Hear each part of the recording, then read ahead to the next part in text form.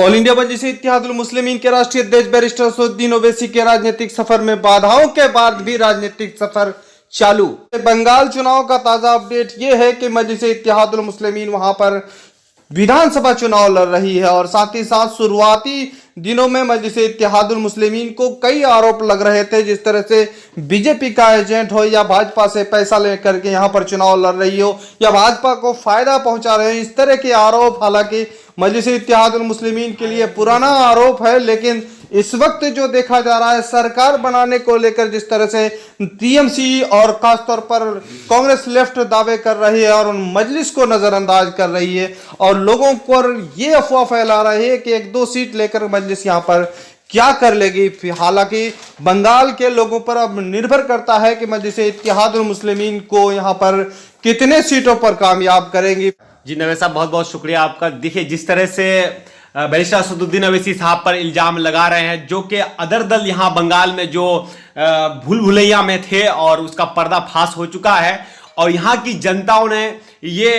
कर दिखाया है कि बैरिस्टर असदुद्दीन ओवैसी साहब को इतना रोकने के बावजूद भी जब वो उनका सभा हुआ वहां पर इतनी ज्यादा तादाद में लोग शामिल हुए, बहुत ही दिक्कत का सामना करना पड़ा। जो कि ममता दीदी की सरकार, जो यहां पर तानाशाही सरकार, जो लोगों को मजलिस के प्रोग्राम में जाने से रोक रहे थे, फिर भी लोग अपना जो है बहुत ही रिस्क लेकर उसके सभा में पहुंचे, तो ये इससे बड़ा सबूत कुछ हो ही नहीं सकता है। रही बात सवाल, अभी चुनाव का माहौल है और आखिरी चरण चल रहा है, चौथे चरण के बाद ऐसा चल रहा है मालूम है। और खास ये चीज चर्चे में है वहां पर कि 2-4 सीट मजलिस लेकर क्या करेगी, इस तरह की बात सामने आती है। क्या इस वक्त बंगाल में उसी तरह से देखा जा रहा है? जी, ये बात तो पहले बिहार में भी जब इलेक्शन हुआ तो ये बात चल रही थी कि बैरिस्टर असदुद्दीन ओवैसी साहब 20 सीटों में लड़ रही है, ये 20 सीटों से क्या होने वाला है। लेकिन वहां की जनताओं ने ये कर दिखाया है, जो कि सीमांचल जो बंगाल से सटे हुए हैं वहां से 5-5 सीटों में बहुत ही बड़ी कामयाबी मिली है मजलिस को। उसी तरह से अगर बिहार को देखा जाए, जैसे कि बिहार में जैसा हुआ इलेक्शन, उसी तरह से अगर बंगाल को देखा जाए तो सेम टू सेम वहां पर बिहार का जो है बिल्कुल प्रभाव बंगाल में पड़ने वाली है और यहां से मजलिस को 5 सीटों में नहीं 6 सीटों में कामयाबी मिलने वाली है, क्योंकि 6 सीट जो है बिल्कुल रेलिंग में चल रही है और जहां तक उम्मीद है कि 6 सीटों में उनको कामयाबी मिलेगी बंगाल से। इस वक्त जो देखा जा रहा है कि वहां का माहौल, वहां सरकार बनाने को लेकर जिस तरह से टीएमसी दावे कर रहा है, उस तरह से कांग्रेस लेफ्ट और पीरजादा अब्बास सिद्दीकी जिसमें गठबंधन में है वो लोग भी दावे कर रहा है। लेकिन हकीकत वहां पर मजलिस उतर गई है, वो तो सरकार बनाने का दावा नहीं कर रही। आखिर उनका दावा क्या है? देखिए, यहां पर जिस तरह से यहां पर बीजेपी भी अपना जोर लगा दिए हैं सरकार बनाने के लिए और टीएमसी जो आगे से यहां पर सत्ते में है वो भी पूरी ताकत को झोंक दिए हैं। तो यहां पर मजलिस का जो काम है वो है, अगर उनको कामयाबी मिल जाती है तो यह भी हो सकता है कि किंग मेकर के रूप में मजलिस यहां पर नजर आएंगे। अच्छा, कुछ दिन पहले गुजरात में चुनाव हुआ था, भले ही वहां पर नगर चुनाव हुआ था, लेकिन जिस तरह से गोधरा में नगर चुनाव में निर्दलीय प्रत्याशियों के साथ मिलकर के वहां जो बीजेपी को सफाया कर और कांग्रेस को सफाया कर वहां पर जो है मजलिस को गोधरा सीट पर कब्जा जमाया था, उसी तरह से ये चर्चा बंगाल में चल रहा है क्या? जी, कहीं ना कहीं यहां पर गुजरात का जो है बिल्कुल गुजरात में जिस तरह से निर्दलीय पार्टी को जो सपोर्ट किए थे बैरिस्टर असदुद्दीन ओवैसी साहब, उसी तरह से यहां भी नजर आएंगे बंगाल में। जिस तरह से बंगाल में जो निर्दलीय सीट से लड़ रही है उसको भी मदद करने वाले हैं बैरिस्टर असदुद्दीन ओवैसी साहब। फिलहाल हमारे साथ कमाल अमरोही थे और साथ ही साथ बंगाल चुनाव पर हम तफसीली गुफ्तगू कर रहे थे। बंगाल चुनाव का ताजा अपडेट यह है कि मजलिस इत्तेहादुल मुस्लिमीन वहां पर विधानसभा चुनाव लड़ रही है और साथ ही साथ शुरुआती दिनों में मजलिस इत्तेहादुल मुस्लिमीन को कई आरोप लग रहे थे, जिस तरह से बीजेपी का एजेंट हो या भाजपा से पैसा लेकर के यहां पर चुनाव लड़ रही हो या भाजपा को फायदा पहुंचा रहे हो, इस तरह के आरोप हालांकि मजलिस इत्तेहादुल मुस्लिमीन के लिए पुराना आरोप है। लेकिन इस वक्त जो देखा जा रहा है सरकार बनाने को लेकर जिस तरह से टीएमसी और खासतौर पर कांग्रेस लेफ्ट दावे कर रही है और उन मजलिस को नजरअंदाज कर रही है और लोगों को ये अफवाह फैला रही है कि 1-2 सीट लेकर मजलिस यहां पर क्या कर लेगी। हालांकि बंगाल के लोगों पर अब निर्भर करता है कि मजलिस इत्तेहादुल मुस्लिमीन को यहां पर कितने सीटों पर कामयाब करेंगी। फिलहाल जो है मजलिस का चुनाव प्रचार जोर पर है। हालांकि कुछ दिन कबल मजलिस के राष्ट्रीय अध्यक्ष बैरिस्टर असदुद्दीन ओवैसी साहब ने मुर्शिदाबाद और कई जगह सागरदिघी में चुनावी सभा किया और चुनावी सभा के दौरान लगातार ममता दीदी, लेफ्ट कांग्रेस और साथ ही साथ भाजपा को निशाना साधा और साथ ही साथ वहां पर सरकार के कारकर्दगी को उन्होंने खासतौर रिपोर्ट में वहां के लोगों को बताया और वहां पर सियासी बेदारी लाकर खड़ा कर दिया। अब वहां के लोगों को चाहिए कि मजलिस इत्तेहादुल मुस्लिमीन का दामन थामे और इस चुनाव में खासतौर पर मजलिस इत्तेहादुल मुस्लिमीन के कामयाब करे। फिलहाल जो है मजलिस इत्तेहादुल मुस्लिमीन को लेकर चर्चाएं आम है और लोग वहां पर बिल्कुल खामोश इख्तियार किए हुए हैं और खासी चाय और पान की दुकानों पे चर्चा चल रहा है कि इस बार मजलिस इत्तेहादुल मुस्लिमीन को यहां से मौका देनी चाहिए। महज 7 सीटों पर वहां पर चुनाव लड़ने की खबरें आ रही है और बैरिस्टर असदुद्दीन ओवैसी साहब 6 सीटों का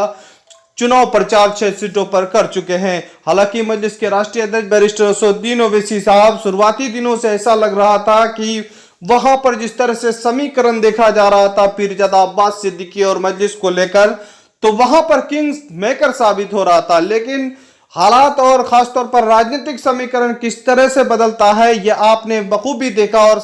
सारी रिपोर्ट को हमने आपको कमाल अमरोही के सहयोग से वहां पर बताया कि इस तरह से समीकरण बदला कि मजलिस इत्तेहादुल मुस्लिमीन कहीं का नहीं रहा। लेकिन मजलिस के राष्ट्रीय अध्यक्ष बैरिस्टर असदुद्दीन ओवैसी साहब वहां पर हार नहीं मानी और साथ ही साथ शुरुआत कर गए और आखिरी यानी चौथे चरण में उन्होंने ऐलान किया कि वहां पर 7 विधानसभा सीटों का उन्होंने ऐलान किया और 7 विधानसभा में अपने उम्मीदवार उतारे हैं और जिस विधानसभा में अपने उम्मीदवार उतारे हैं वो मुस्लिम बहुबल्ले जिला है, मुर्शिदाबाद, आसपास के जिला और बिहार से सटे हुए कई जिलों में। ऐसा लग रहा है जिस तरह से चुनाव प्रचार के दौरान मजलिस इत्तेहादुल मुस्लिमीन के लोगों के अंदर जो सियासी बेदारी आ रही है, यकीनन है कि 26 तारीख को वहां पर मतदान है और पूरी ताकत वहां मजलिस के कार्यकर्ता झोंक दिए हैं। ऐसा लग रहा है कि वहां पर सागरदिघी विधानसभा संकेत दे रहा है कि मजलिस का खाता इन्हीं विधानसभा से खुलने जा रहा है। भले ही वहां पर 7 विधानसभा हो लेकिन मजलिस इत्तेहादुल मुस्लिमीन रेस में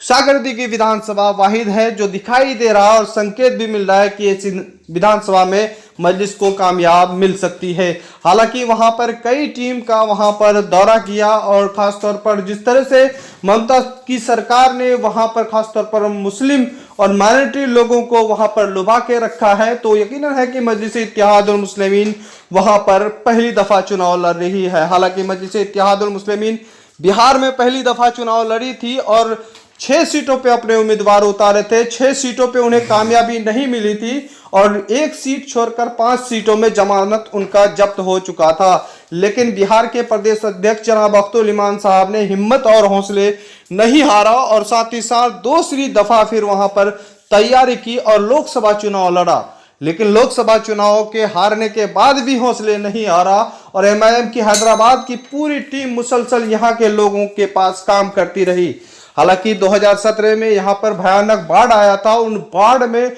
लोगों के घर तबाह हुए थे, आशियाने उजड़ गए थे, लोग के सेहत पर काफी असर पड़ा था। इस आपदा और महामारी में मजलिस इत्तेहादुल मुस्लिमीन के हैदराबाद की डॉक्टरों की टीम यहाँ आकर यहाँ के लोगों की खिदमत की। इसी का नतीजा हुआ कि मजलिस इत्तेहादुल मुस्लिमीन को इस बार शानदार जीत मिली और साथ ही साथ 5 सीटों पे उनका कामयाबी रहा। हालांकि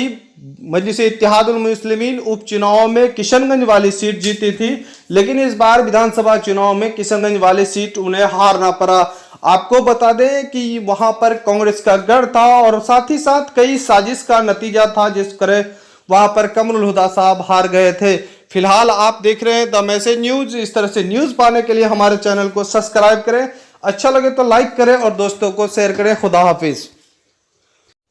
नेक्स्ट अपडेट हम चर्चा करेंगे ऑल इंडिया मजलिस इत्तेहादुल मुस्लिमीन के उत्तर प्रदेश जिला पंचायत चुनाव पर खास। और जिला पंचायत चुनाव इस वक्त संकल्प भागीदारी मोर्चा के साथ वहां पर लड़ रही है और साथ ही साथ ऐसा लग रहा है कि मजलिस इत्तेहादुल मुस्लिमीन जो है 2022 में रिकॉर्ड ताबड़तोड़ वोटों से वहां पर कामयाब होगा और साथ ही साथ जो सभी दल वहां पर जो मोर्चा बनाए हुए हैं, संकल्प भागीदारी मोर्चा यकीनन वहां पर कामयाब होगा और खास तौर पर योगी सरकार के लिए चुनौती बनेगा। इस वक्त हालांकि वहां पर मजलिस इत्तेहादुल मुस्लिमीन के राष्ट्रीय अध्यक्ष बैरिस्टर असदुद्दीन ओवैसी साहब का जिस तरह से लगातार 4 बार दौरा हुआ तो वहां का वैसे भी सियासी माहौल गर्म हो चुका है। फिलहाल जो है मजलिस के राष्ट्रीय अध्यक्ष बैरिस्टर असदुद्दीन ओवैसी साहब पूरी ताकत जिला पंचायत चुनाव में झोंक दी है।